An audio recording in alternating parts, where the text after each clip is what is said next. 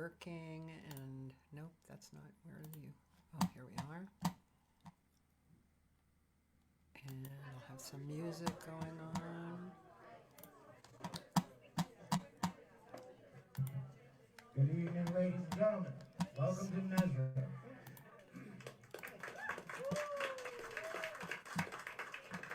I hope it's a good night. It's a great honor. There are many that I hope weren't. so too, man. Here in the listening room and in the hallway that while the music is being played. We do ask that you keep your table conversations to a bare minimum. Unless the noise is directed at these artists in your appreciation, please enjoy the music quietly so that other Well, people he was very nice, charming. David? Yeah. Which night is it? It wasn't the last It one. is 5/19/25. at the bass, Harvey S. And leading this band, the great ALAN BROADBENT.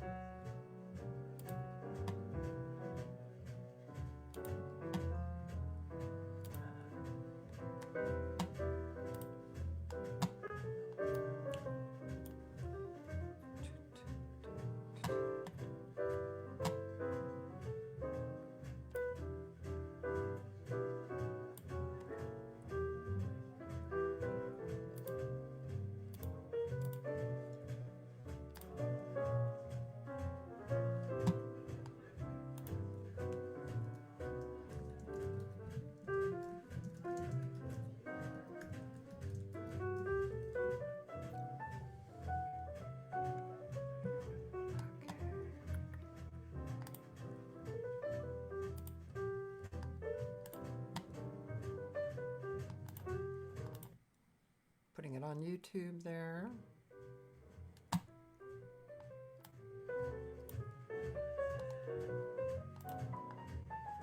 There we go.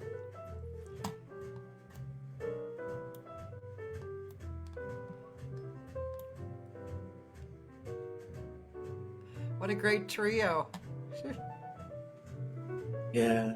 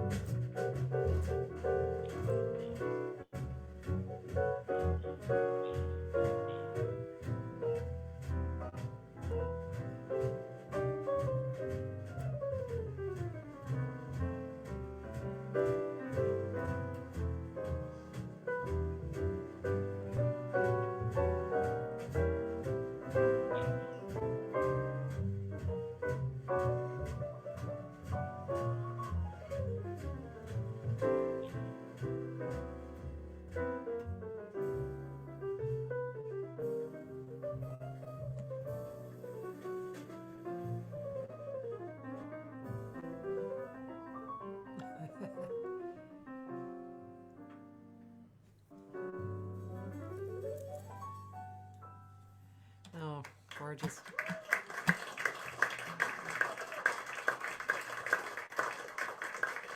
Well, ladies and gentlemen, this is the gorgeous uh, Alan Broadbent. Hi, Alan. Hi, Cathy. Long time no see. I know. Long time no hang. I mean, I have seen you actually, but Yeah. John Hatton is watching. Hi, John. And Frederick Loiseau, he's a beautiful guitar player in Ah, Paris who actually oh, last yeah. year, do you know him? I don't know him, but I know his name. Yes. Yeah, he recorded last year with uh, Melody. Melody Gardot. No, no. Damn. Shoot. So Frederick, I just lost her name. Damn. Shoot. D'Ambrosia. Meredith. Oh, Meredith Meredith D'Ambrosio. Yeah, gosh, that's Yeah, yeah. terrible. She's a friend. Yes. Ah, Anyway, he said he's such a fan, and it sounds oh, that's beautiful. nice. Yeah. That's nice. So Alan Broadbent, I have to just jump in and ask about that performance and related. I mean, first of all, everybody's plays gorgeously and gorgeously together. I mean, you Wow. know, a trio like that is so uh, specific. I don't mean to put it into a box, Mm. but it's very sensitive, and it's like I always tell my students, rubato is an art. You know, when you're Uh-huh. singing with a piano player, it's an art. It's not just whatever. You know, it's this Yes. relationship. Anyway, that trio is gorgeous, and Billy Mintz kills me, man. He was so simple the whole thing, but his time was so incredible. His feel, oh my God. Well, that's why we love Billy. And you also have to realize that I've been playing like that through the Chick Corea era and the Keith Jarrett era and the all I ever wanted to do was play a lovely melody and swing my ass off. That's Yeah, all. yeah, And this enables me to. Harvey's musicality, yeah, and Billy's always listening, and it's always different. And he's not going to force me into some place that I don't want to be. He yeah, just stays right there. And if I happen to build, he'll come with me, but yeah, it's a great feeling. And the thing is too, gotta say it, before I started, you could hear the glasses clinking and everybody having a great time and everything. As soon as I put my hands on the keyboard, there's silence. yeah, For the next hour, there is silence. yeah, And, it's like a shoebox. So everybody's concentrating on that little stage. yeah, And it's a wonderful feeling that the energy is a give and take thing between the audience, who are great listeners, and us wanting to put out with the least amount of artifice, without yeah, all that other stuff. It's not about me or anybody, it's about us swinging and trying to communicate that feeling to the audience. And another thing with New York, there are young people there listening to these 70-year-old farts and getting that feeling. It's not something that is impressing them, it's moving them. And that's what I've always felt about my need to play this music. And so we get a wide range of listeners there. Not to mention Spike Wilner, who owns and runs the place, and his larger club next door, excuse me, called Smalls. yeah. And Spike is a great champion of the music. He plays really great himself. What does he play? He's a piano player. You Uh-huh. can see him on Mesro playing. But so he cares about the music too, and he makes it possible, affordable for young people to come. They don't have to spend $100 at Yeah, wherever the other clubs or They can come and listen to the music, sit up front Yeah, and be part of it and experience it like it was supposed to be experienced, yeah, yeah. So I'm very Gorgeous. Yeah. grateful to play at a place like Well, that. when you came out here and you played, at really, I love that theater. It's, Yeah. for Ruth I Price. forgot, Kathy. I forgot. Yes. That's a beautiful, it's Yeah. intimate. It's very intimate, actually, that Yeah. room. And yeah, it was so lovely. And I must confess that I was sitting there thinking, okay, Alan Broadbent, he's doing what you were describing. He's just playing the beautiful music, and it's not like you're boring. It's like you're creating, but Yeah. you're playing that style. And I'll tell you Well, Kathy, I'd prefer to, if I could quote my mentor, Lenny Tristano, it's not a style we're talking about, it's a feeling. Hmm, And so if it doesn't have that feeling, well, Duke Ellington was serious when he wrote, "It don't mean a thing if it ain't got that swing." It's not just a title, it means something so that, and it's something that carries through from Louis Armstrong, etc., Bird, that wonderful life force that Lenny also called it, this thing that makes us move. And it can be also an intellectual musical experience combined with this feeling. So that all together, to me, makes a complete picture of the music for me. Because so are you saying you don't use that word style? no, Huh, I don't like to. yeah. The style is in the style of Chick Corea. Whatever. Yeah, yeah. Or it's hard to do a style with Keith, but it it doesn't have any licks. There are no licks. Uh-huh. They're just making music. Doesn't have any licks. Uh-huh. There Whoops, are no sorry. licks. Sorry. They're just making music. Doesn't have any licks.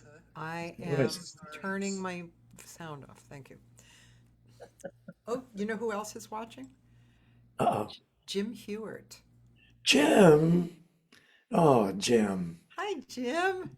Jim. Ah. You're, you're still alive, Jim. Wow, Jim Hewitt. Hi. We toured Gosh. with Natalie Cole together. Wow. Yeah, so it's There's great. a great Great bass musician. player, right? Oh, what a great musician. Yeah. A Wow. great arranger. And well, that's enough about Jim. That's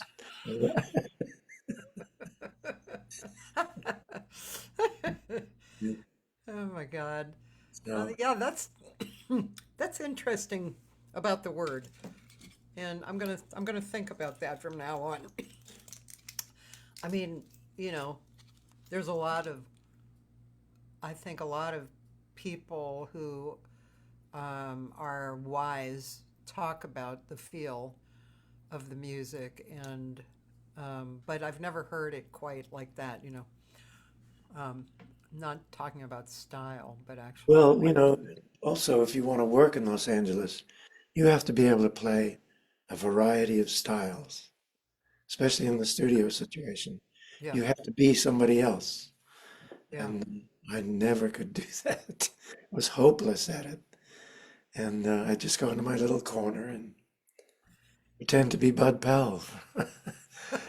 So that's all I cared about. Yeah. And my arranging, which is another story altogether. Well, that's probably the heavier area where you made money, I'm guessing.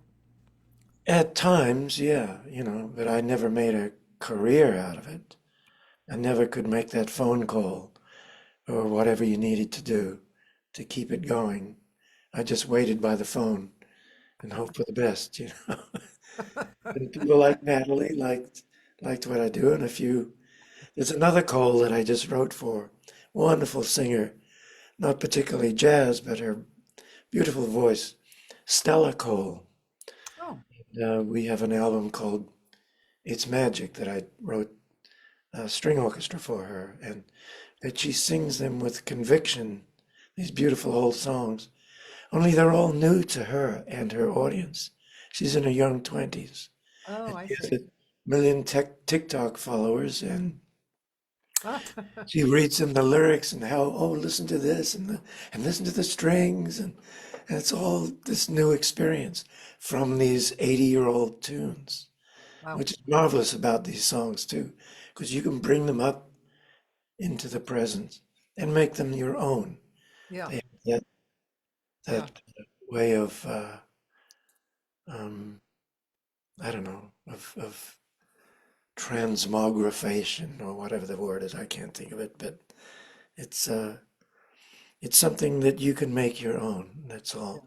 So yeah, that when I play this particular standard and somebody else plays it, it'll be totally different. yeah. Essentially the same core song, though, So, and But it's really, all that's kind of the only music that really does it, isn't it? well, yeah, because I don't have any Sometimes, arrangements. yeah. I'll play East of the Sun tomorrow, and it will be totally different. I noticed that with, did I mention this, All the Things You Are? Oh, yeah. Yeah, when you played All the Things You Are at It went Berklee, out, didn't it? It went out. it was Harvey and gorgeous. I looked at each other like, where was that? What happened? We're open to anything as long as it's based on that feeling. Yeah, yeah, And with the two of us, we don't need a ding, ding, a ding, ding, a ding, because it's the pulse inside of us, yeah, yeah. between us and the audience. You Right, know. right. So, yeah. So, you're from New Zealand, right? Yes. But you have no accent anymore, so you must have left a long time ago.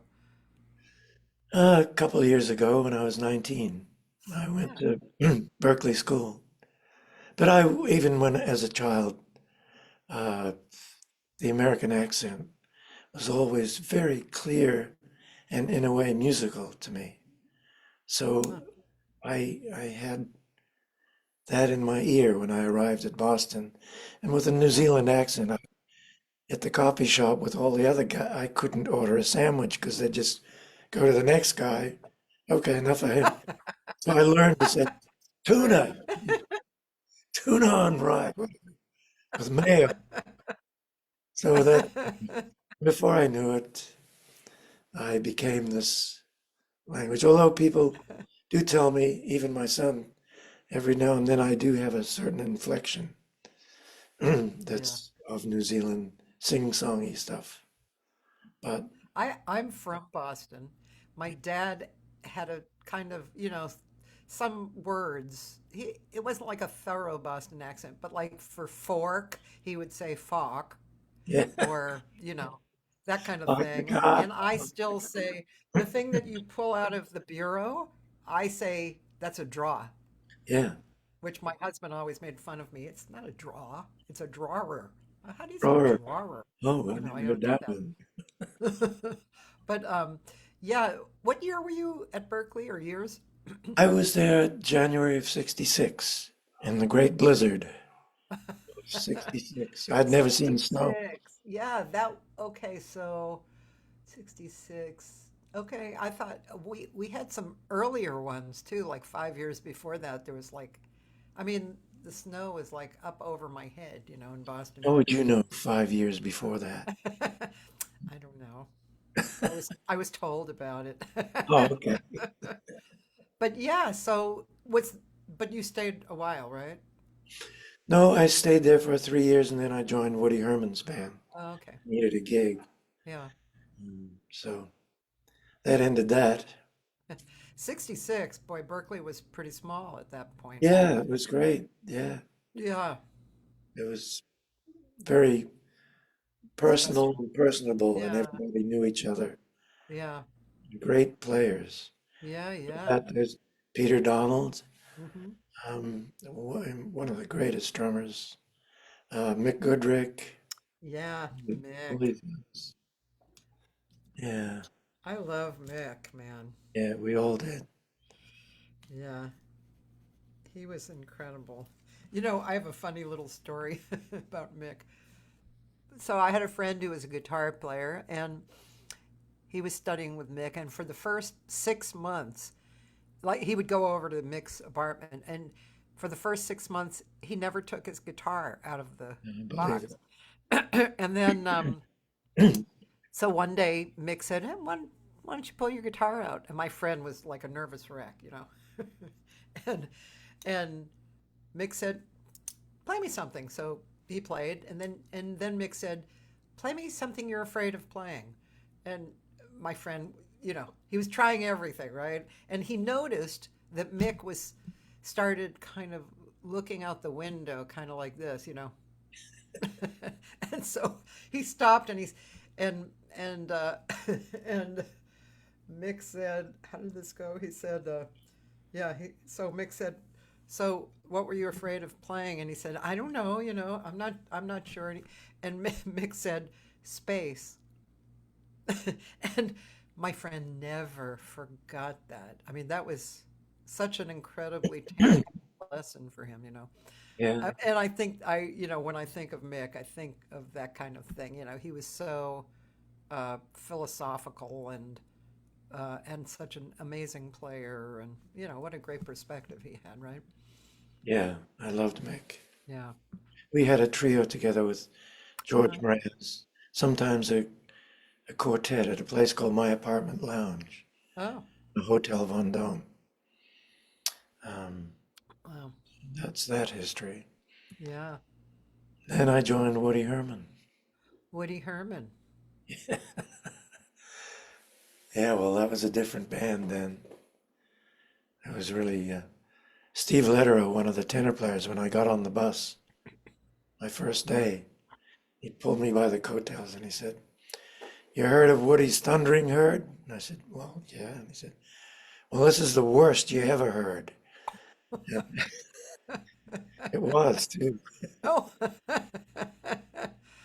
why But was that? Was that towards got the end terrible of the band, players, or oh, just awful, and yeah. not good. So a couple of us decided to do some blood, sweat, and tears charts. Bloody awful now that I think about it. But high school kids and stuff caught on to it, and Woody said, Oh, "Oh, what's this? Hey, we were doing that." But Blood, Sweat, and Tears. I remember when I went to Berkeley. Yeah, Blood, Sweat, and Tears was happening at that time. I went yeah, in 72 to 75.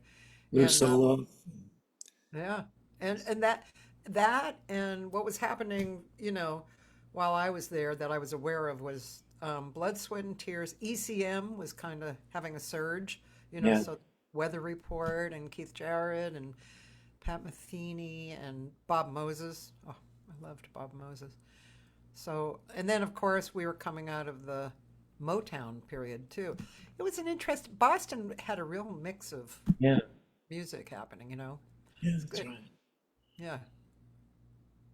Yeah, Andy McGee was my teacher because at the Andy. time I went, they didn't have vocal. I had been a vocalist all my life, but I also played flute, and that's how I got in. So, yeah, Andy McGee was my teacher. Huh. We had Herb Pomeroy and Muzzy, but but Who's Muzzy? Ray Santisi. Oh, I never heard that name with for him. Yeah, yeah, yeah. People from that era knew him. Yeah. But he didn't like me so much because I was going down every week to study with Lenny. And I remember getting cornered by John Laporter one time in the elevator with his students. What are you studying with that a-hole for? I'm sorry, Mr. Laporter. Why was that? Well, I guess they had a falling out for some Oh, musical okay. reason or something. Yeah. At that time that John Laporter was working with him, he was a bit of a, um, not a nice man, let's put it that way. Very strict. Yeah. Um, but he was changed by the time I was studying with him. Yeah. And I could already swing. I could already play. Yeah.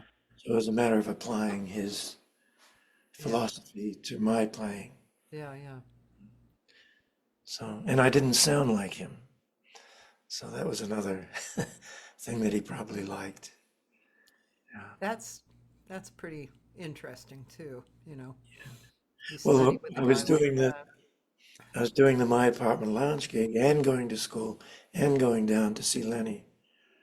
I remember some of his students came up to Boston and they came to where I was playing and they wanted to sit in, so they sat in and they started doing all their little Lenny kind of stuff, and I had to go back after they played and play Girl from Ipanema and stuff. And I was a bit down when I saw Lenny the next week. And he said, "Why? What's the matter?" And I said, "Well, and they cornered me, those same guys, like, what do you got to play that crap for, And I told Lenny, and Lenny just said to me, "How did you feel when you were playing Girl from Ipanema?" I said, "I felt great." He said, "Well, what the F do you care about what they think?" And that was at 19. I'm going, "Oh, yeah, I don't have to care what they think." I was just a green little fellow from New Zealand. But So, again, then I joined Woody's band, and that everything.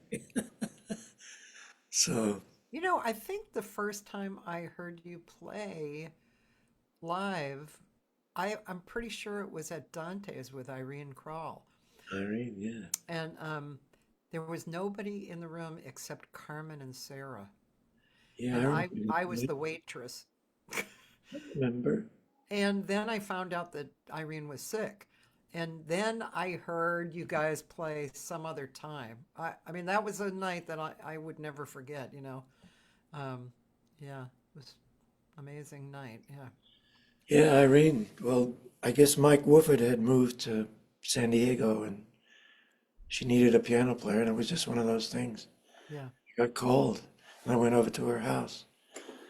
Um, uh, Unfortunately for me, in that period of my life, well, I keep mentioning Woody more than anybody needs to know, but I was a down and out drunk.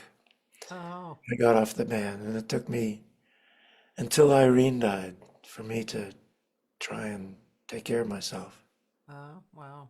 But, even when I recorded with her, I always managed to sober up the next day, but the Yeah, yeah, cycle would begin again. yeah, yeah. So, Wow. yeah, that's half of those memories I don't remember. So, Yeah. I Amazing. do remember her, of course. She was amazing. People used to tell me that my tone was like her, and I had never heard her before. My dad was a sax player, so I had grown up listening to a lot of music, but I had never heard Irene. Yeah. It wasn't in his wheelhouse. So, um, but what a plaintive, incredible singer. A little bit reminiscent to me of Stephanie Haynes. Just this very Oh, natural, beautiful tone and natural point of view and you know connection to the music. yes, she grew up with Roy and with Jackie, so Yeah, she had a lot of roots in yeah, that music. She was on Maynard Ferguson's band. Uh, she was. Oh, yeah, oh, wow. she was the chick singer. Oh, let me just mention to people listening that so we're talking about Irene Kral, the great jazz singer, and she was cousins to Roy and Jackie Kral, who were really big, I'd say in the 60s or something, right? Sorry, Roy was her brother, Oh, oh, oh, and oh, Jackie was okay. Roy's wife. Yeah. Right, right. Okay. Yeah. Was it the 60s they were really big Yes. in, right? Yeah. Yeah. And then we recorded around 74, a solo album, Oh, There Is okay. Love. Right in there. Yeah. Yeah, so Right in that time that I saw you guys. Hi, Serge. Serge Merlot is watching from Paris as well. Do you know him? He's Tierney's husband. Yes, that's right. Yeah, Another guitarist, yes. yeah, yeah.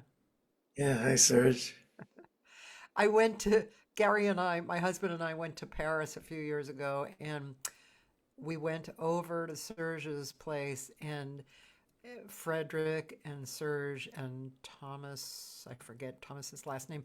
Anyway, three guitar players and me, singing. And Gary said, "Oh God, there's no sleeping with her tonight." Because, oh my With God, all the music's in there.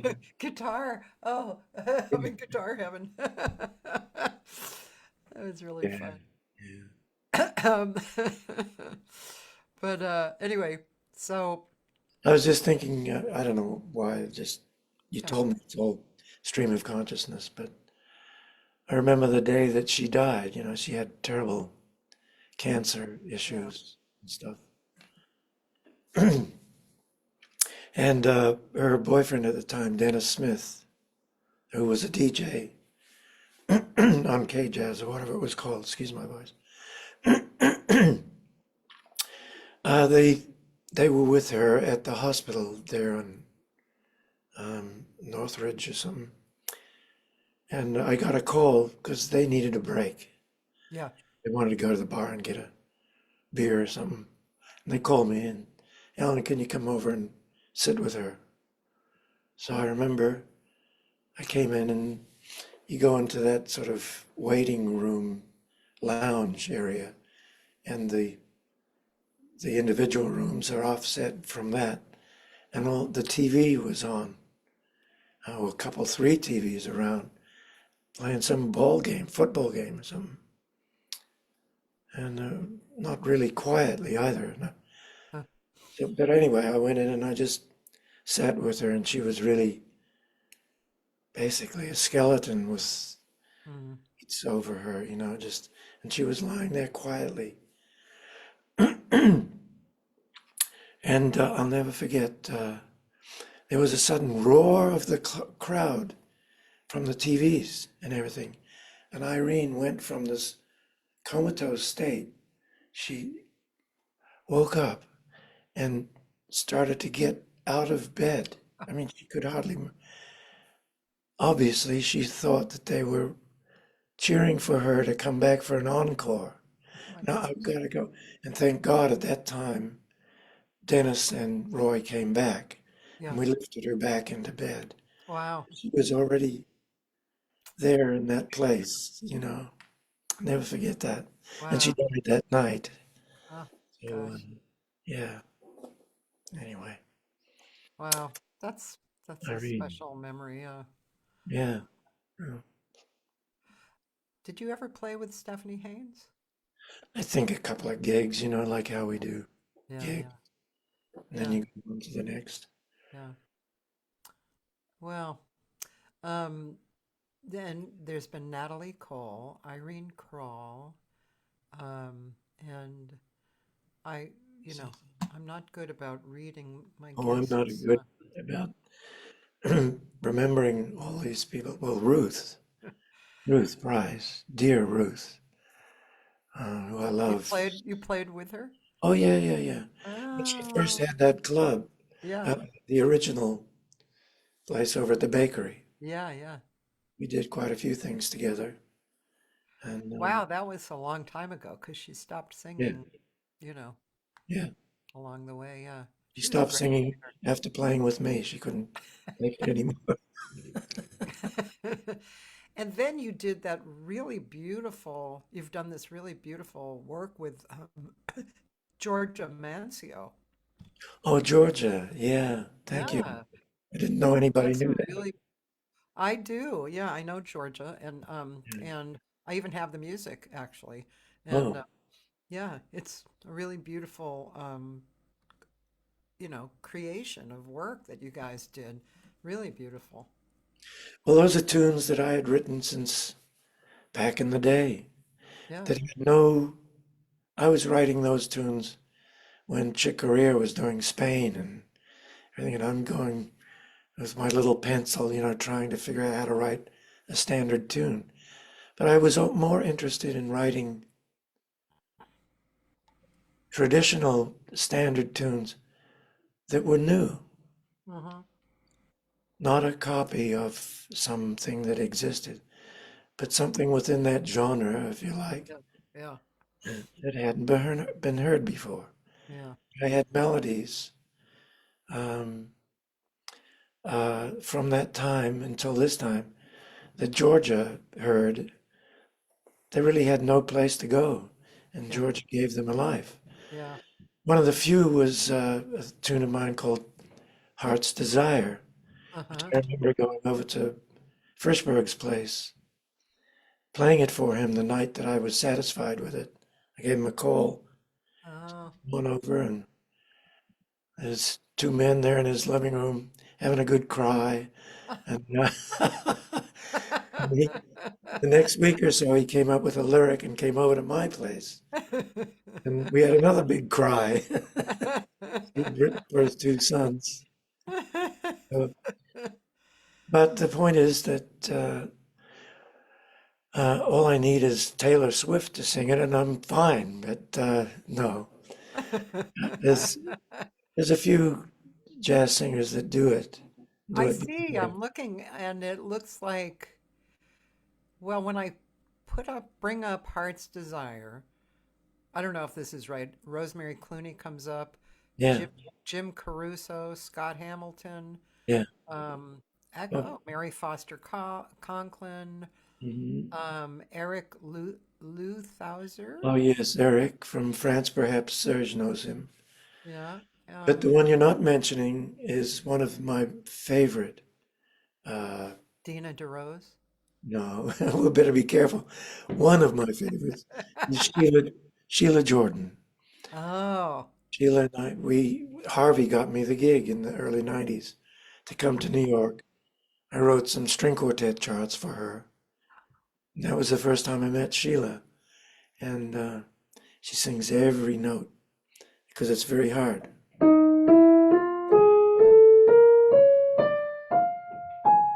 Oh, wow. Yeah, Now, we do went you over to the, mind if I play one of these? Like, should I play the Georgia one or? yeah, oh, this, the other one that I think of is beautiful, that nobody really talks about now, is Sue Rainey. Wonderful Oh, Sue. okay. I'm gonna put that. I don't know if it comes up here. Yeah, Yeah. everything on YouTube now. Okay. So it does come up. So I'm Oh, gonna play that. I mean, you know, here. sure. We're gonna play that. Hi, Sue. That's not it. That's the ad. Here we go. The beautiful Sue Rainey.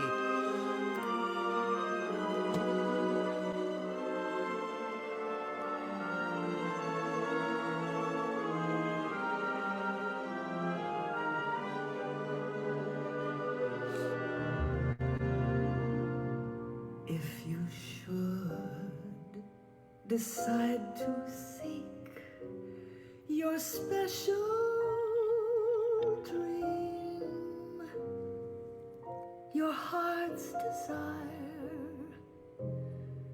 nothing you can ever do will bring more joy to you.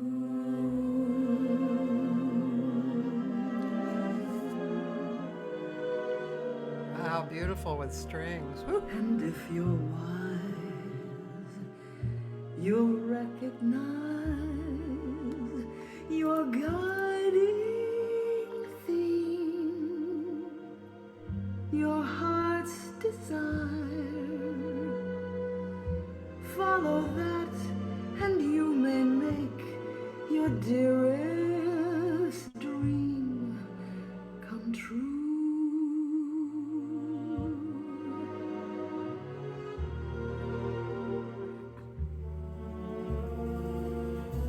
But if you seek your heart's desire,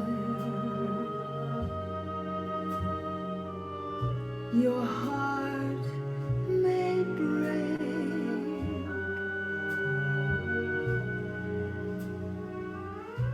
That That's the risk your dreams require. The chance you take, the choice you make, and soon enough the seasons start to slip away. So seize the day, and if the fates are kind, then you will find your heart's desire.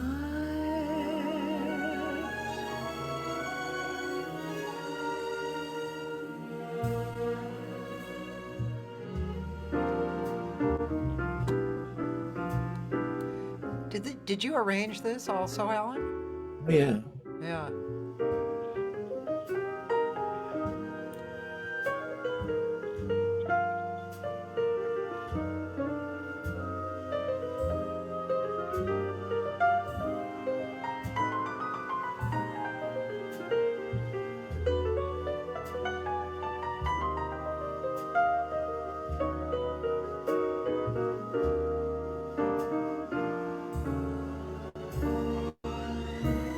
But if you seek your heart's desire, then your heart may break. That's the risk your dreams require. It's the chance you take, the choice you make, and soon enough the seasons start to slip away. So seize the day, dream your dream and make it grow. You're luckier than most you know. Lucky to be living for your heart's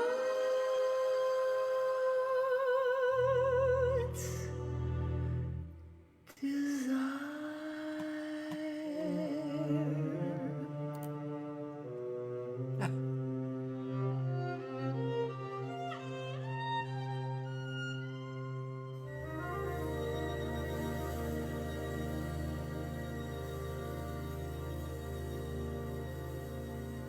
That's beautiful.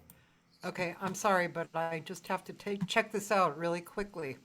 Yeah. Amazon Zero is Carol the first thing that Sloan. made sense for my life. I didn't demand Sorry, I become someone I'm Amazon. not. I don't want to Zero, so get okay.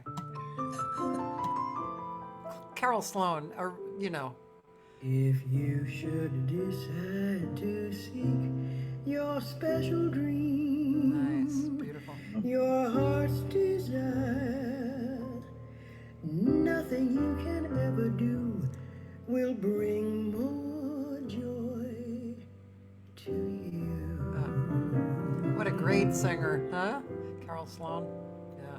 And if you're wise, you recognize your guiding theme, your heart's desire. Follow that, and you may make your dearest dream come true.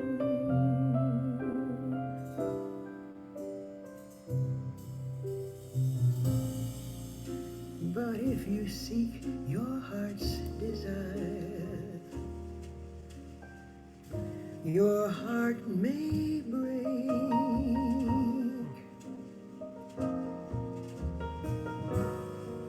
That's the risk your dreams require.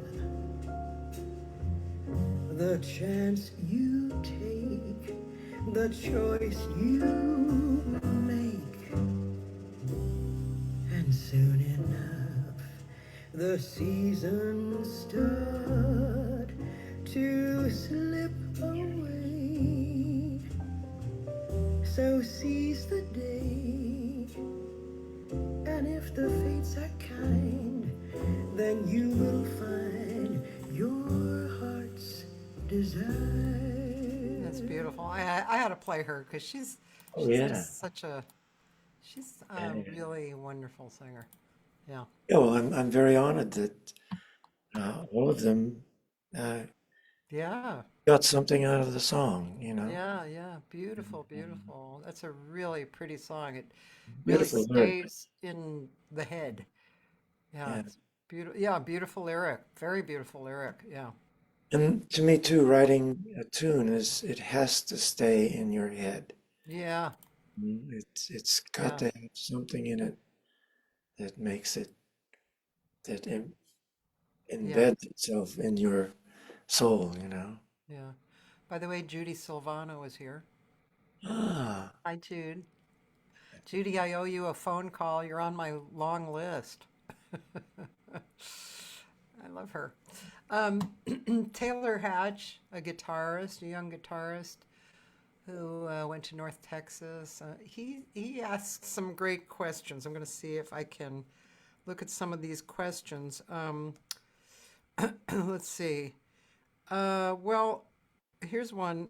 In terms of thinking like a chordal player, do you have a favorite type of discovery that you uncovered for yourself? Maybe was it with Lenny Tristano or something else? well, yeah. I would say first of all, obviously, Bill Evans, Hmm. who introduced new harmonies for Yeah, us, yeah, and but Lenny had his own special style, if you like style. Um, he has a version of Melancholy Baby, yeah, uh, expands and becomes very dissonant, talking about being free on such an old tune.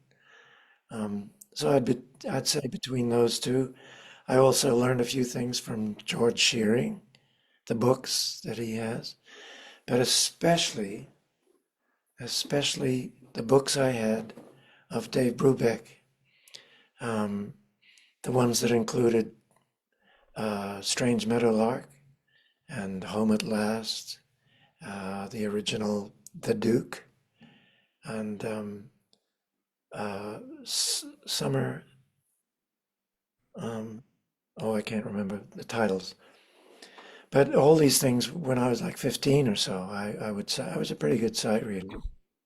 I would play them through and discover harmonies and stuff that I'd never heard before, you know, that just thrilled me to be able to play them and to find ways of using them. I had to learn, though,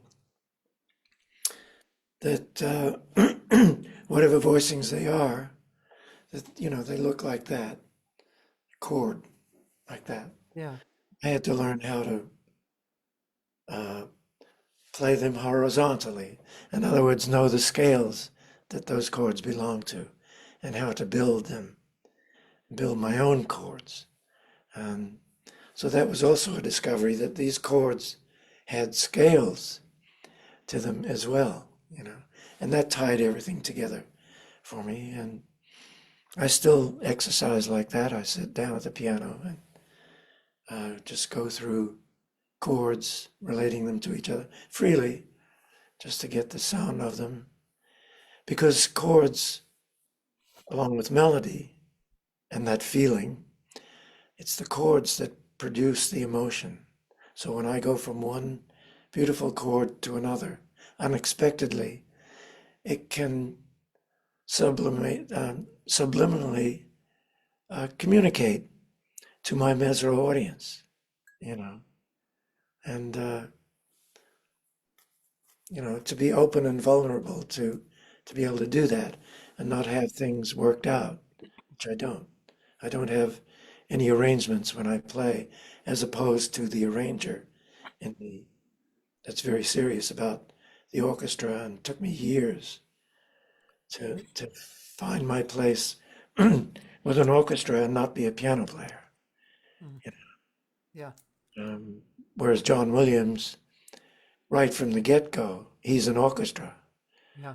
For me, it took a long time to break away from that and hear an orchestra with the same feeling that I hear a piano, Yeah. Yeah. and be able to translate it immediately through woodwinds or strings or horns, whatever. Yeah. I love to hear you talk about horizontal as opposed to vertical. I actually use that idea when I teach students about singing, whether it's scatting or singing the song. I actually tell them, you know, great ideas. Here's a great idea. Then here's another great idea and another great idea. That's to me, that's like vertical thinking, but I want to hear horizontal thinking. There you go. Yeah, I want you to be on a little river, on a boat, and it's moving, and Yeah. you're noticing oh yeah, oh there's another, So It's not chord to chord. It's something moving through the chords. And I think I had a small tour with her. One of the great experiences of my life was accompanying Carmen Mm, McRae. yeah, Carmen knew every note in the scale of a chord, mm, so she could change it every night. yeah, If I gave her, she would just run up and down that, whatever I fed her. yeah, It was so incredible to hear her do that.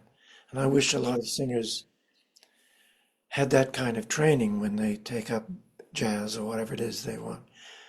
Because, I hear a lot of scatting that goes on. They have no idea of the horizontal lines that go through the vertical chords, and yeah. it's something that has to be experienced and have Well, experienced. first of all, Carmen. Yeah. I mean, she's probably to me the queen of phrasing. Yeah, She can leave a space, yeah. but you still are like, you know, Yeah. there with her because her intention is to communicate, the whole idea.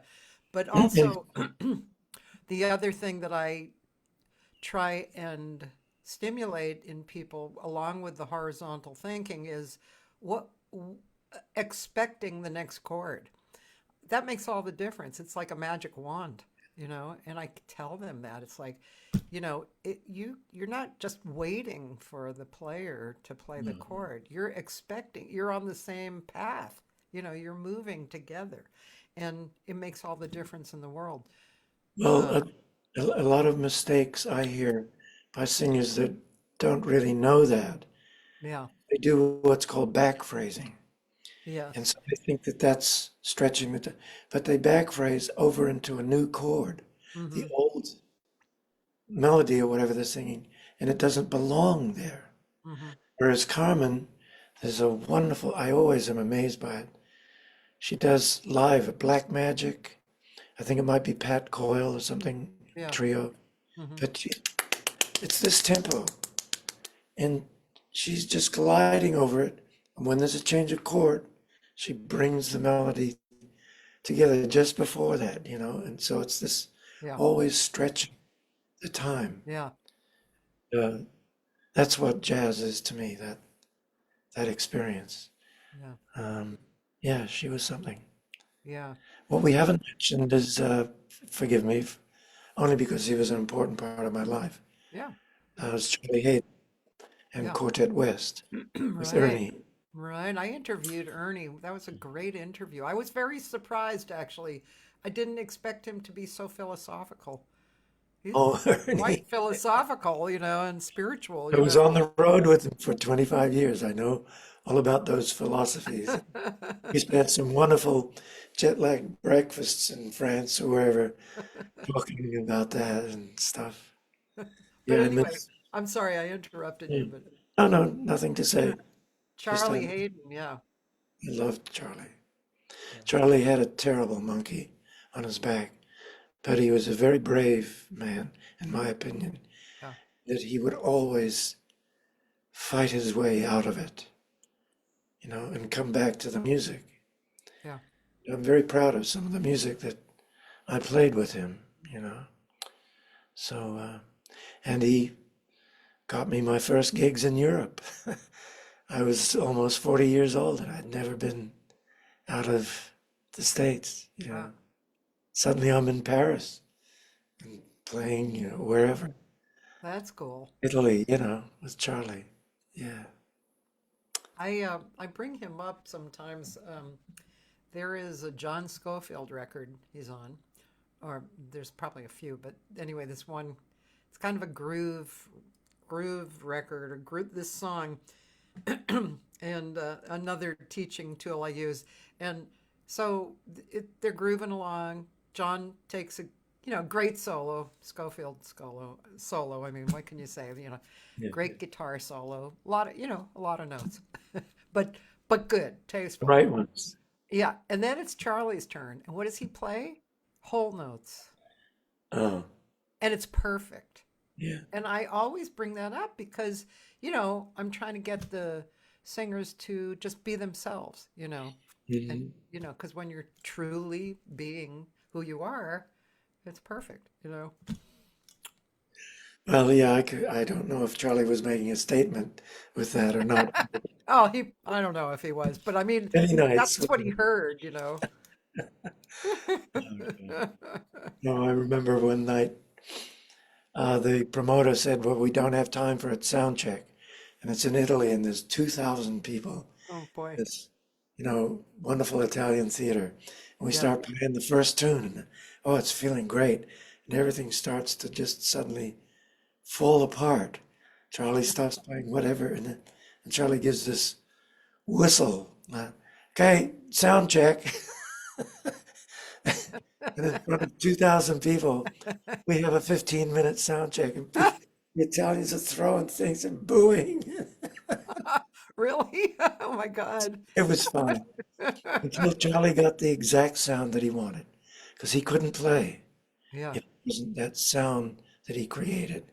Yeah. It was different than what he was hearing. Yeah. Play. Well, I'm that way too in a certain way, except I have to, mumble through. But if the piano's not feeling right or something, you suddenly become self-conscious. Yeah. Your instrument or your fingers, it takes you outside of yourself. And It's so true. yeah, It's speaking of Sue Rainey before. So, as a singer, I'm always going through, it's a hard instrument, the voice. Anyway, so there was a period of time where I just was so uncomfortable with what I was hearing on the mic and stuff. And I found out, well, Calabria Foti told me that Sue told her that she actually, like, I don't know how long she did this, maybe later, but she took the mic quite far away so she could hear more of herself in yeah, the space. And that was very helpful to hear. yeah. Yeah. Well, Sue is such a pro. Yeah. She was in the studios as a studio singer too. Yeah. So She marvelous. was perfect, man. What a beautiful sound, intonation. I remember when I was working at Dante's, she sang da da da da da da da da da da, or is that the song? It's like that's not right. That has words, right? That's the one she sang. I I think don't it does, yeah. David Rose. There's another special man. Love David. I worked for David a lot. I don't know him. Oh, well, he's long gone. Yes, was he the composer of that, or? Yeah, he was the composer of things like Bonanza, Oh, um, Little House on the Prairie, oh, everything. Magnificent guy. yeah. And, he and Nelson Riddle were the two guys I worked for, Oh, actually, in the studios. yeah. Who, because they were of a certain era, they liked guys that could sight read and swing. And why would they want that? Because Nelson was never happier than after this is long after Sinatra. Yeah. He was never happier than he'd come over and the trio or quartet with a guitar would stay behind and he'd bring out his little sheet music of tunes he had written for the occasion. And we'd be the small combo that when whoever is driving up the Pacific Coast Highway turns the radio on and there's this little combo playing and it's us. And Nelson would just sit there beside me. Well, let's try this one. And we would swing away. It was such a wonderful thing. David liked that too. And I learned a lot from those guys. That's beautiful. Yeah. Yeah. So, Yeah, Nelson. I mean, I don't know of David, but I know that music. Yeah, like the songs you mentioned, they were standout pieces of music actually. And to me, I mean, but Nelson Riddle, of course, I mean, wow, just yeah, well, also with YouTube being what it is today, where you can see everything, yeah, everything. yeah, Videos of Nelson. If I had known when I knew Nelson what I know now, yeah. I, you know, I would have been in such awe. I wouldn't have been able to play. But he was an enigmatic man, as a lot of us knew. Yeah, But he loved me, and it was returned. I loved him dearly. yeah, They're great musicians, not bullshit or anything. They wrote their own music, you know. yeah, So, yeah. yeah. So, let's see. Oh, Taylor has another question or a comment. Brad Meldau is a friend, and something I remember him telling me along the lines was paraphrasing how much faith and reliance in the self is significant to moving towards the movement in things. My goodness, Taylor. He's good. I I never had enough technique. I let my technique go when I was with Woody, and for the next 10 years, I was able to, with Nelson, Uh-huh. bullshit my way through all this. Yeah. But I was a good reader, and I could add enough. But when I got well, I started to take my practicing seriously. Jim, if you're still here, would remember every time we'd finish up a Natalie Cole concert, I'd be over at the piano going, because I didn't. Now I've got enough. But the thing I think Taylor is also talking about, once you have all all your chords, all your scales, your technique is fluent, then it's about hearing. And Brad hears what he plays. There's none of that. It's hearing a note-to-note feeling. Keith is the same way I feel in his later years with his trio. And that's a matter of all these things coming together and doing away with the consciousness and coming into the subconscious realm of who you are and what you feel. And that's where Lenny was great, because even though I might not have had technique that I wished I had at that time, I was always able to connect what I'm hearing with what I'm playing. Hmm.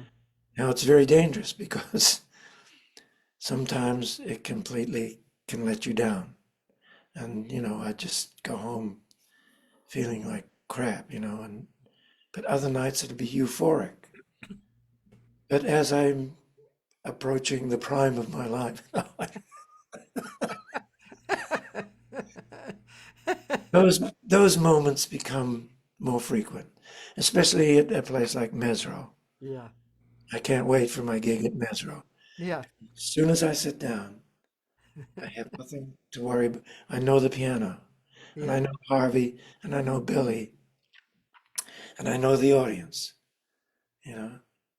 There's everybody's listening. There's no one sitting there looking like, Yeah. okay, show me. There's none of that. It's just we're all together in this feeling, creating some beauty. Yeah. and some hard swinging stuff Yeah. too. But there you go. Judy said, Sheila loved you, Alan, and always told me how excited she was to play with you. That was beautiful and generous. Yeah, she was Miss Sheila. Judy Niemek. Judy Oh, Silvano. oh, I'm sorry, Judy. Yes, of course. Oh, yeah, yeah. We had some special times. I wonder if I can Alan, find you guys. Alan. I'm And she gonna grew. try to She find you. fell in love with my son, Asher. Oh, really? Asher and her were very close. Asher's 26, gonna be 26. Oh. Big hunk of a guy, Hulk. Don't know where that came from, but anybody gives me any crap like it. This guy right here. But they were very close. Did you ever know Frank Severino? Oh, Frank, yes. Yeah, okay, so last night I went to a little gig at this church. I don't know if you remember Lanny Morgan. I'm sorry, Lanny Hartley, the pianist. No. Okay, so he's older than 80 now, so I just figured you would remember him. But he has this little jazz vespers gig once a month. Well, So I I went. played the Jazz Vespers years ago. Yeah, yeah, An ongoing thing, right? yeah, yeah. Was it? Yeah. So anyway, I went to see him, and Kendall Kay was the drummer, and Kendall. um I don't know, I'm not sure if you'd know anybody else, but anyway, so after the gig, standing down talking to Keith Fidmont, the sax player, and this guy was standing next to me, kind of in the last pew there, and he was looking at me, and I said hello, and he looked kind of like familiar to me, and then he said, "Do you know who I am?" And as soon as he said that, I saw the little boy who was Frank Severino's son, and Oh, who is now, a grown man and stuff. But uh, man, we talked for an hour. It was like, he was a total sweetheart, and Frank was such a good friend of mine. well, So, Frank also was Irene's favorite drummer, so we worked a lot together. oh, Yeah, he was oh, very, very kind to me, when I was a little shit. And yeah, who else was very, very kind to me? I've never forgotten. Was a friend of Irene's, and everybody was the great, great drummer, percussionist Larry Bunker. oh yeah, Larry was, yeah, I'll never forget. It's those guys and women that, you know, give you that feeling, I don't know, that you have something to offer them. And, you yeah. know, You're kind of in the crowd. yeah. Jake Hanna was that for me. Jake, He was yeah, he was so kind to me, and also Conti Condoli, and Auntie. those guys were. I mean, part of growing up with a musician in the family and going to rehearsals and stuff. I mean, I felt that feeling, but my sister and I went down to the jazz workshop in Boston, and we saw the Modern Jazz Quartet. We sat right in the front row. After that, I was totally sold. I mean, talk about the feeling of Yeah. that feeling and the Milt. quality and their relationship and how they presented themselves. And I was absolutely sold. It was like, okay, that's it. This is Yep. this is my religion. I remember those epiphanies that I had. Yeah.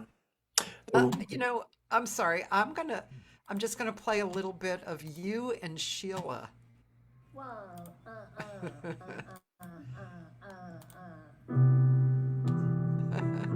This was Abby Lincolnsburg alone.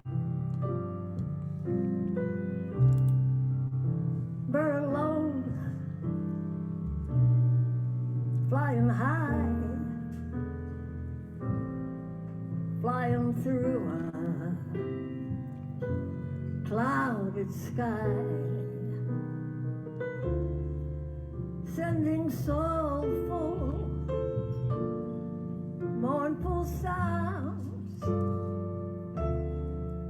flying over troubled grounds.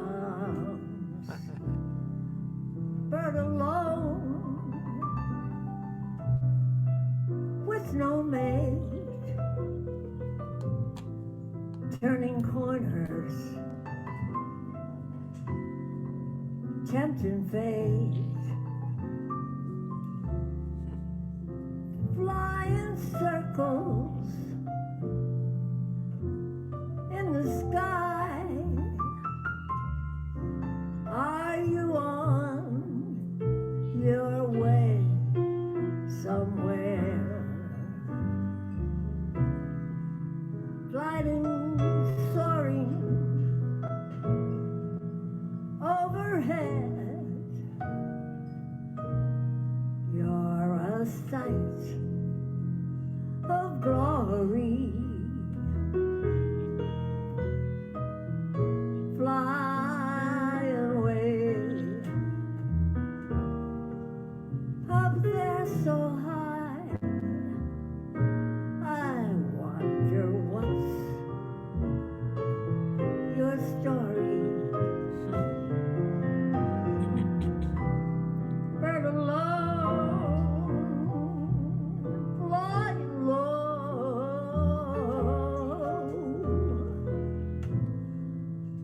over where the grasses grow, swinging low, then out of sight. You'll be singing in the night for Abby Lincoln. Yeah. Yeah, that's Now you beautiful. see, okay, so she's 90 years old Yeah, and she's lost some of her voice, but her time. yeah, See, that's what I'm talking about, is that I'm relating to her as a horn player. yeah. It's this beautiful swinging time that she has. Uh-oh, what have you got there? Uh-oh. And if you've ever missed anybody very, very badly, That. Okay. Oh my God, look how young you were. No, back in the day. This is the great Irene Kral for those of you listening. And one of the prettiest songs.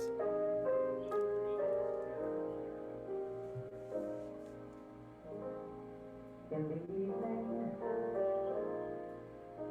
when the kettle dance for tea, and also let your feelings settle down on me, and in your face I see another me that you are there. In a garden, when I stop at your name and feel the petals of your face against my nose, I smile, and I suppose that somehow maybe you are there. When I'm dreaming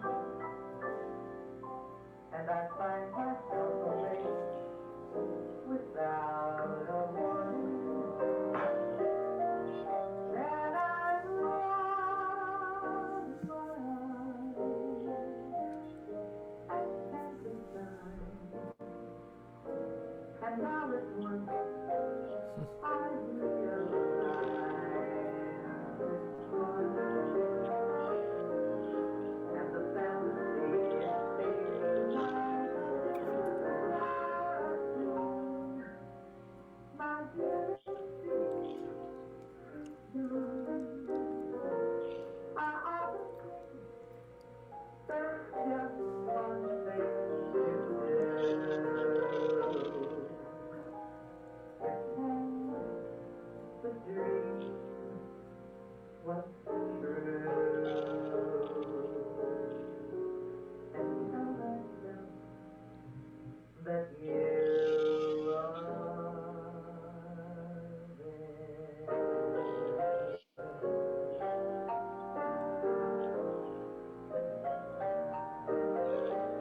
Wow. Beautiful.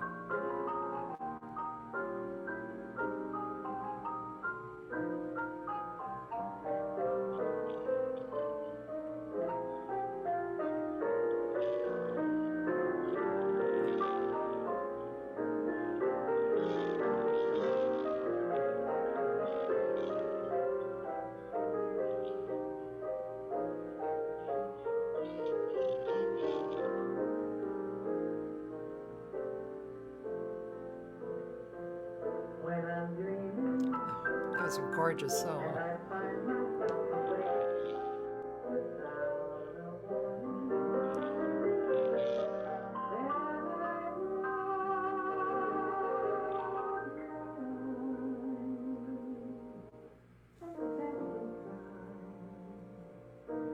and all at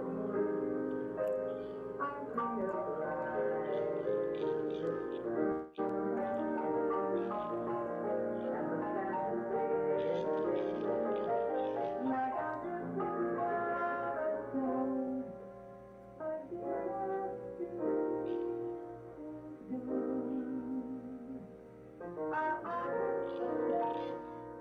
there's just one thing to do.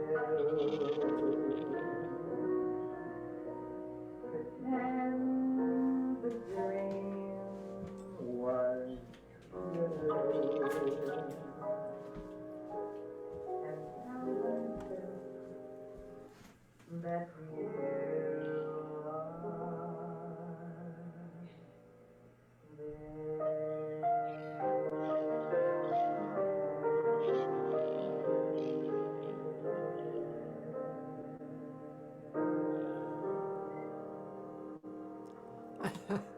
Wow. That was gorgeous. She was great, but you were gorgeous, and your solo was, oh my Well, God. he- nobody would believe me, but I couldn't even play a C major scale at that time. I could not. But I always had my What, heart. what do you mean by that? You just couldn't, you didn't know scales, I or what didn't does know that them, mean? I just couldn't play them. I couldn't be bothered practicing them. But I always had harmony, and I was always listening to Irene, although it's a bit over recorded, the piano. Your solo, though, Mm. was like, Well, it was yeah, I had that that. incredible. Talking about horizontal, you Yeah, know, I really got the horizontal movement of everything and connection. Oh, I still gorgeous. remember. Um, I remember that the night at Dante's, I was at the bar, where oh, else, between sets, and Dave Frischberg came running in, like all excited. You know, I got this, honey, I'll talk to you in a minute. wow, that's a nice. So, see, I've got this new lyric. It's called "You Are There," and I went over to Dave's place again, and Dave told me, oh no, Johnny told me, Johnny Yeah. Mandel told me that he was driving from somewhere San Diego to LA, and it just came to him out of the blue, the whole thing. He said from start to finish, and he could remember it. Did he And wait? Did he had the music already, or I mean, Johnny no, Mercer's? no, it's He Frischberg. had the music, and It's did Frischberg write the melody too, or the music? no, he wrote the lyrics. Right. Mandel wrote the Oh, melody. Mandel. So did he Yeah. have the music? Was he listening to the music, or did he just write the lyrics right away Oh no, before? no. Sorry about the misunderstanding. Johnny wrote the tune on his Yes. trip from wherever he was and Oh, got home, Johnny. Okay. and then gave it to Okay. Dave. So Okay. it's a whole history of that. And Irene was the first to sing it. Dave Oh, presented it to Irene. Yeah. And so it's a gorgeous song. I recorded it with Larry Coons. Larry, It's just, yeah. oh, it's so Boy, beautiful. Yeah, Larry is Larry. coming to his own. Man. Oh Yeah. God, yes. He's brilliant. Yeah, really Yeah. brilliant. Yeah. So there you go. There you have it. Um, yeah. Taylor is loving your stuff. He's sang all kinds of beautiful kudos. It's amazing hearing your contrapuntal and harmonic choices, super expressive and lush in your Hey, tuba. Taylor, I need 1 million of you to show up at every gig. Mm, What else? I mean, he comes up with wonderful, wonderful ideas. Well, that's Yeah, he's involved. He listens, he is. knows how to listen, which is Yeah, half the battle for people like us. yeah. So, Do you teach at a school or have you? yes, in fact, on Wednesday, every Wednesday and Friday, I take the train in from Orange, New Jersey, about a half an hour, and I walk Uh-huh. down Broadway to NYU, the jazz department Okay. there. And I have private Hmm. students all afternoon. And for me, it's from my life in LA to this, even at my age, my going to the train, giving the conductor my ticket, going into the Lincoln Tunnel, coming out at Penn Station, and walking for a half an hour, 30 blocks down to school is so stimulating to me. The feeling of the city, ever since I was a boy, I knew I belonged in New York. Even all my years in LA, I wanted to be here. Every time I'd get off the plane in a taxi into the city, I'd see the skyline and things would, all this tingling would happen. And so, I'm now able to teach the little things that I know about the music I care about.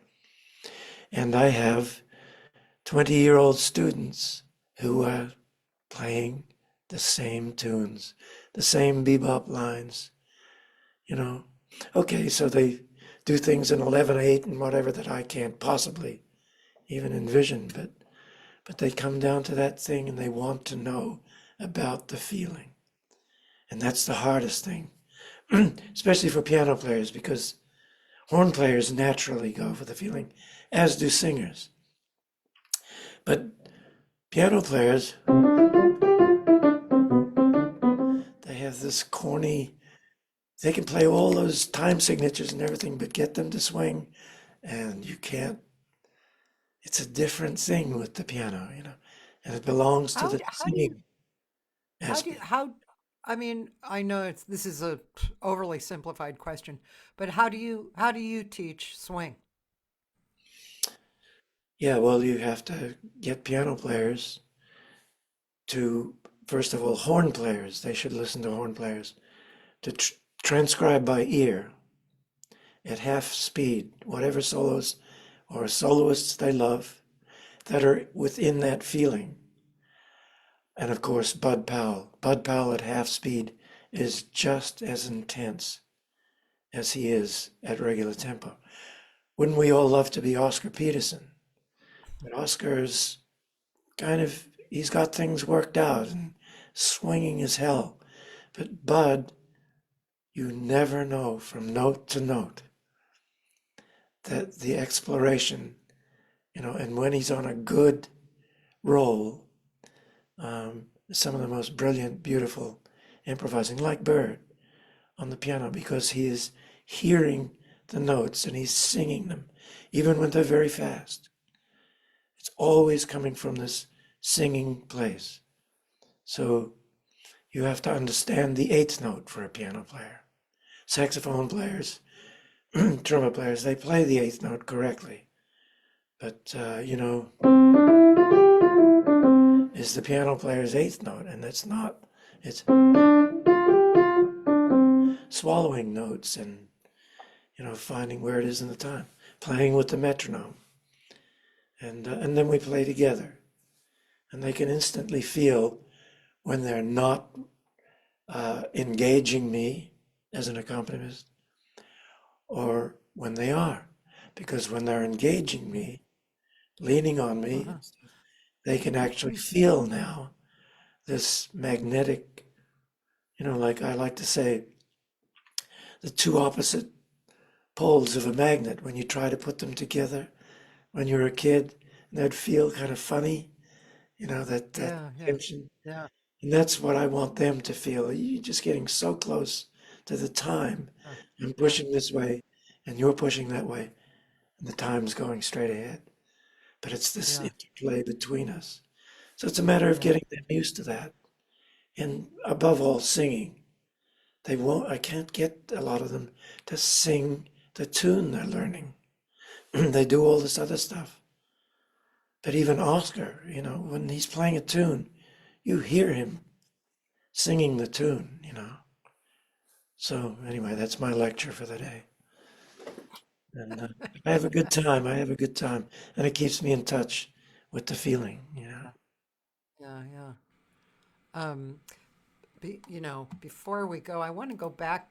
Do you mind if I go back to the Mesro gig, or would you rather me play something else? Well, it's a little bit dangerous. I never know from one tune to the next, but that was a good night. So let's see what else you got there. Let's see at Not last Mesro. month. Well, Not last. here's not October, right? No, I'd rather not. September was good. It's up to you, Kathy. I don't want to sit I here. mean, your idea of bad is probably not No, no, bad, no, no, no. It's But yeah, the 1013 comes up. The May gig comes up, which is what I had heard before. I'll just go to the next So, okay. Yeah, I one. love that. Love the May gig. It was wonderful. Let's see. So,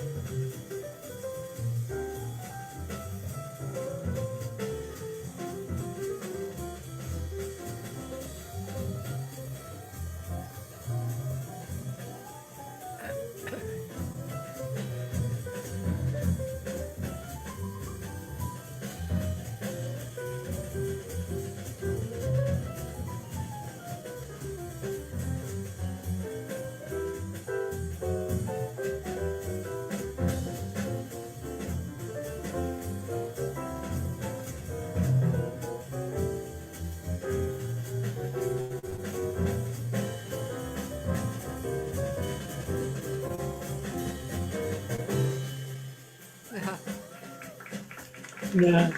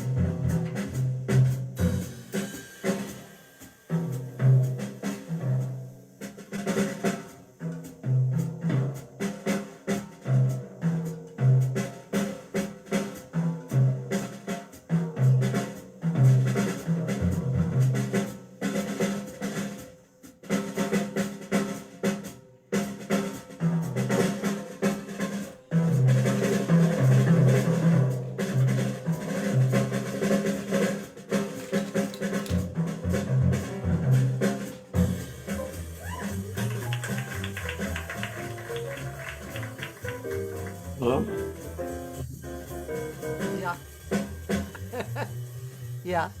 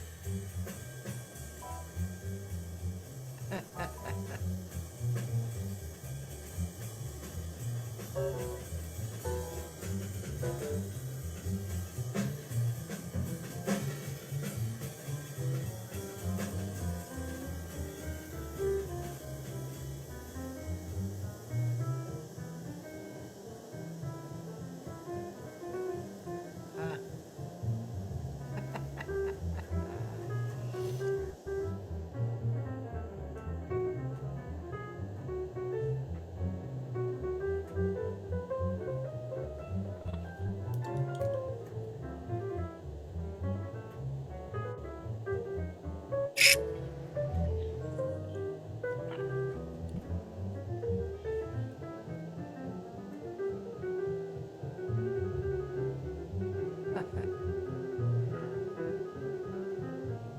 yeah. um,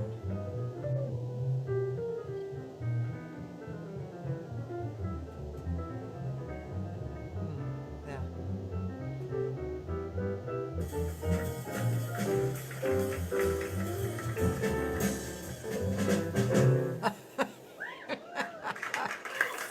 you know what I mean? Wow. Yeah. Cool.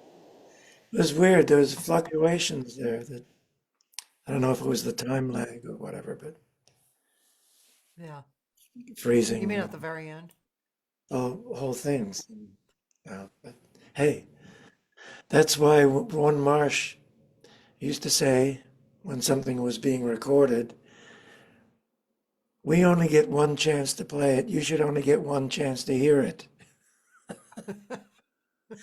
That might have been one of those instances. But what the heck, you know, such is life. I liked I liked it.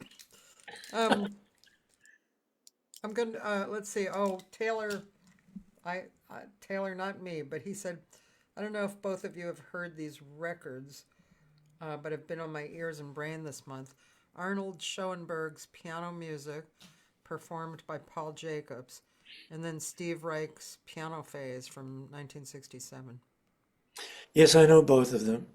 Um, the Paul Jacobs ones were the first that I ever heard of the performance of Opus 23 and things. So yeah, that was a special. In my days at Berklee, that was a moment of discovery for me. And see, I have this dichotomy too, where I'm a very traditional player, but I listen to Stockhausen, I listen to Pierre Boulez, um, to John Adams. Michael Toki is one of my favorites. Um, Roy Harris, I love. I could just list my whole library here. I have a wall full of scores that I've collected over many years. Um, but now, such is the way of the internet and everything, and my computer, my 1,000 scores are on this computer here right now. When I used to go on the road with Charlie, I'd take a load of scores, about half a ton, but now they're just on my Yeah. computer, and pull them up and enjoy them. Yeah. And the Schoenberg Yeah. Piano Concerto too, Taylor. Do you know the piano concerto? That's a wonderful thing. So, and He I, would also totally. Oh, sorry. no, just another aside that I'm a very big Yuja Wang fan.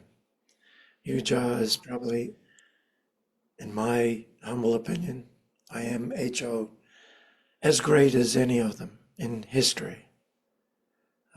She's the most incredible pianist musician that I've ever heard in my life. So there you go. Okay, Taylor. There you go. He said he thinks he does know that piano concerto you mentioned. Yeah. Um, and uh, I'm reading books on Schoenberg currently. My favorite book right now is a book that he and painter Kandinsky exchanging Yes. letters to each Actually, other. yes, I have that. Yeah. Yeah, amazing. And now he wants to know what's the funniest moment or experience you've had on a gig. Oh, now that's something that I would have to, Something very different. You don't have to think of it. I would have to think of it. My Oh. gigs weren't funny. No. Uh, oh, I can't pull one out of. Oh, well, I remember with Nelson Riddle, we were doing an early morning uh, studio date at MGM in Studio B, which was a Yeah. small group, with Willie Schwartz and Harry Cle all these wonderful guys that played on the Sinatra albums and everything. But Nelson had this little TV show, and Studio B, there's a little lounge, and there's these huge soundproof doors, and you go in, and there's the little studio all set up. So what you do is you go in, and I just have a look at my parts. What have I got to play today? And I'm looking, and it's all tacit, tacit, tacit for like 10 cues. I said, well, that's gonna last at least an hour. I'm good, whatever. I look at the second, said tacit, tacit, and there's one couple of chords. Yeah, okay. So I give my A, and I go out into the little seating area, where they have a coffee machine, and just sitting there. I forget what I was doing, reading the New Yorker or something. And about half an hour goes along, and Nelson was a huge man, and he had a voice to go along with that. When he was angry, there were some things I saw him do. That's another thing. But I heard this voice that I knew so well, this booming foghorn of a voice. The 2-inch thick soundproof doors were actually, and I said, oh, somebody in there is really getting it today. Then it died down. And finally it's a break time, and the guys come piling out. They see me sitting there. Alan, where were you? Where were you? I said, well, I was here. Well, Nelson needed an A. Nelson, where's this piano player? I need an A. How dare he leave? So I knew from that day on to stay put, to stay in and just sit there. Oh, Nelson needed an A. And I came back in after the break. He never said a word. Just went on as if it had never happened. Oh, Nelson, yes, Nelson. Oh God. Anyway, I have a funny little story for for some reason it came up because it was something I don't know, something about that story. So Tom Garvin told me this Oh, story. So he was on the road a little bit with who is the drummer on the Tonight Show? oh, yeah, yeah, him. Yeah, yeah, the real Yeah, Ed Shaughnessy. yeah, Edge. So they were on the road, and Tom, they were driving in a van, and so Tom had the back of the van, and so one night after the gig, he decided to walk home. So he told the band, I'm walking home, and he gets back to the hotel, and they're hanging out in the coffee shop, and so he goes in and sits down, and one guy says, "Yeah, it was really nice that Ed gave you all those compliments, wasn't it?" And Tom said, "What do you mean?" And he said, "In the car, in the van." And Tom said, "Well, I wasn't in the van." And they said, "Well, we didn't have the heart to tell Ed that." Oh, I wish I was there, but Apparently, yeah, Ed was like really talking a lot. yeah. Oh God. He's- There was another great piano player. I was talking about that with somebody the other day. You know, for in my experience, Tom Garvin and um, and Lou Matthews, they were they were accompanists made from heaven. yeah, I mean, and speaking of that, on that Irene Kral thing, especially your accompaniment was incredible.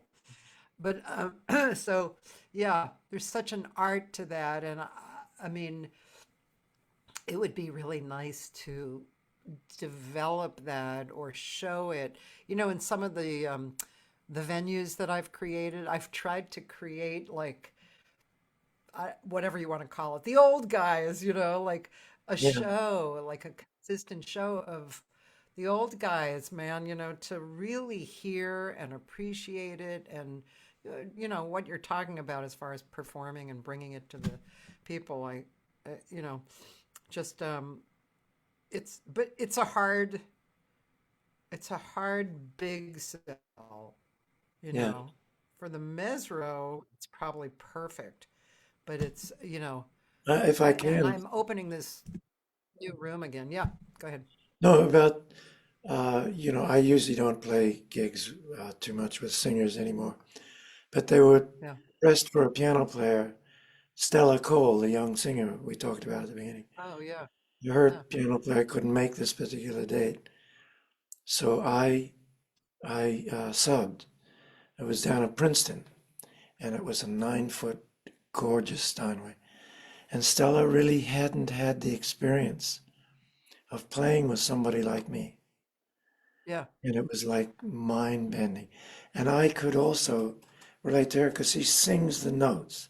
She sings the Yeah. bloody notes and with Yeah. beautiful time. She's not a jazz singer per se, Yeah. but I had that feeling of engaging Yeah. her with me, and she responded. And it was a Yeah. very beautiful evening, I've got to say. And she was thrilled. So I was able to give her that experience between a piano player and a singer, which is Yeah. becoming a lost art in a way, especially It with younger is. It's singers. really a shame. Yeah. Well, Yeah. It's such a beautiful, beautiful, beautiful feeling. when it's When Samara Joy was first oh yeah, singing out, she did an astounding gig with Tamir Hendelman at the Catalinas. She must have been 21. yeah, I've never heard anything better. I mean, yeah.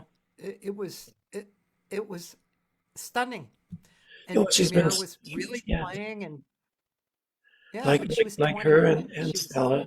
They're both been singing that stuff since they were like 4 or 5. yeah, They yeah, know the music.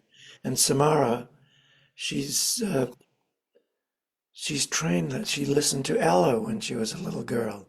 She listened to all those things. yeah, And she knows her chords. She knows her yeah, scales, you know. So that's that training that we suddenly these people appear, but they have a history behind them. Um, yeah. so They're still around, like we are. Yeah. It'll never go away.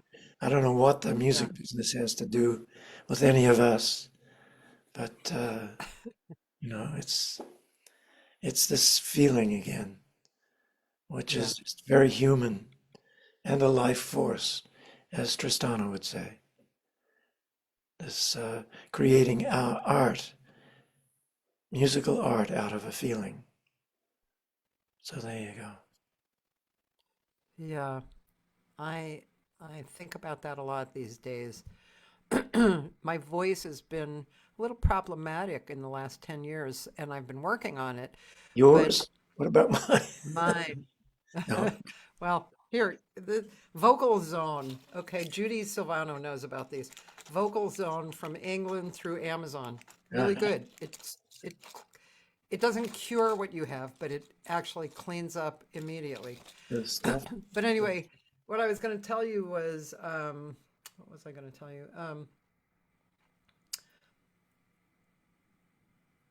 I have no concept of what I was going to say. So I guess I'll just move on. Uh, I'm reopening this venue with a friend of mine, this great Wait, singer named Sid Jacobs. And Sid. Oh, wow. Sid. Yeah. not the guitar player, the Oh, singer. no. I know the singer.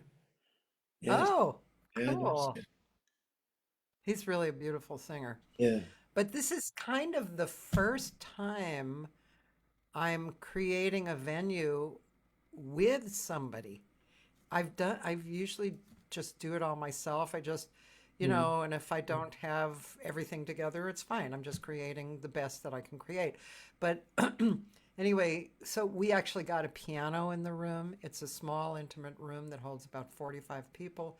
Great sound system, recording capabilities. So we're really excited, and we're starting to book a lot of people in there. Where And is this? uh, it's downtown behind Disney Hall. Oh, It's yeah. inside a Thai vegan restaurant called Olak, which is incredible food. There's a chef who has created a beautiful menu. I So know I that used to book it before the pandemic. I know that area only because it was a place where you could find parking for free and then walk up to. That's not the case anymore No, exactly. Well, no, I I guess you get it. can find parking, but No. it's not that expensive. But Well, I wish you all the success with that. We need more of these. thank you. Yeah. Yeah, I know. I know. I'm really excited. Yeah. It's gonna be good. Um, well, thank you so much for spending 2 hours with me. It's really Thank kind of you. you. Thank you, Kat. But it's been really great to speak with you and share you with people coming on, and Yeah. checking out the Noontime Hang. Um, did you want to tell us anything? Is anything new coming that we should be aware of? Um, no, I have a sextet album that's already out. Okay. That's on the Jazz Weekly charts for a while with my New What York. is the name of it? It's called Threads of Time. And Okay, I'm gonna go listen. New York guys, my tunes again. So Okay, so I'm writing that uh, down. Threads of Time is Alan's latest recording. and if I can just continue, there's YouTube, something I'm proud of the London Metropolitan String Orchestra doing my arrangement of Strange Meadowlark from Dave Brubeck. Oh, I was able to honor Dave from my 14-year-old experiences with that song and the harmonies. And one more is my legit music, which is on YouTube. It's 5 movements. You might have to find them, but it's called the Americana Suite, which is my uh, debt payment, whatever you want to call it, giving back to this country that has given me a life, such as it is. No, no, no, I'm serious. I love this country and I hope it survives the next few years. me Um, too. It's given me everything, my music, my wife, my family, my train ride into the city, New York. So here I am. Well, Thank you, we're glad Cathy. to have Thank you so much for welcome, this. Alan. Yeah, Such a beautiful hang. Thank you so much. yeah. Have a lovely, lovely evening. It'll be cold. It's cold already. Yes. Okay. It's Yeah. Can't really have hot anything. today. You can't have anything. Today we Huh? went outside in the backyard at 9:30 a.m. and it was hot. I It's very know. unusual. I know. So I know. You don't have to rub it in. I remember winter in LA, it would be sometime in January. The hairs on my arm would get a little cold, so I put on a long sleeve shirt. But